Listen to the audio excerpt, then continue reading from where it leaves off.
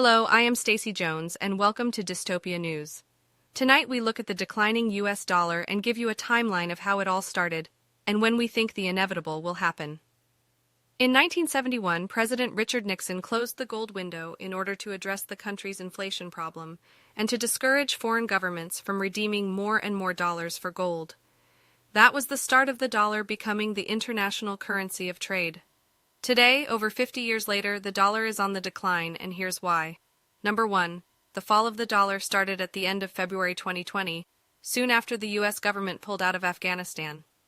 A chain of events started a domino effect where more and more Eastern and Middle East countries began to question why they should be dealing internationally in U.S. dollars. Number 2.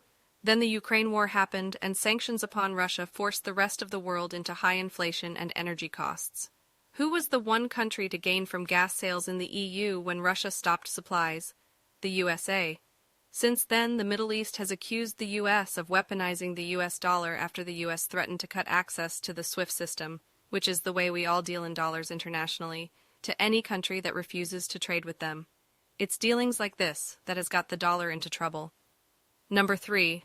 The emerging BRICS members, Brazil, Russia, India, China, and South Africa, formed an alliance to trade amongst themselves, using a gold-backed currency other than the US dollar. Since this was announced in 2022, 30 other nations have applied or shown interest in joining BRICS.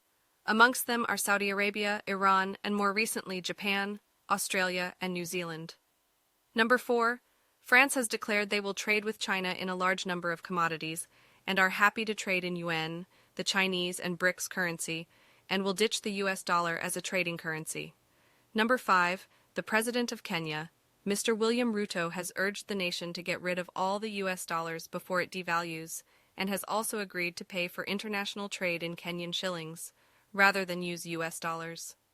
Number 6. BRICS is home to 43% of the world's population and controls, at the time of this broadcast, 23% of the world's wealth. This number is rising constantly, and once more countries join BRICS, it will supersede the global dollar economy. Finally, it's not a matter of if the dollar devalues, but when will it happen? Economists and experts like Robert Kiyosaki from the Rich Dad Radio Show, a YouTube channel that has over 3.1 million subscribers, and Andy Schechtman, president and owner of Miles Franklin Limited, a precious metal investment company, say that the end of the US dollar is near. Andy describes the de-dollarization as a spinning toilet roll. In the beginning, you know there is lots of it left, and the roll spins slowly. But as you get closer to the cardboard center, the roll spins faster, and you know you will run out soon. Well, the dollar is nearing the cardboard roll in the center right now.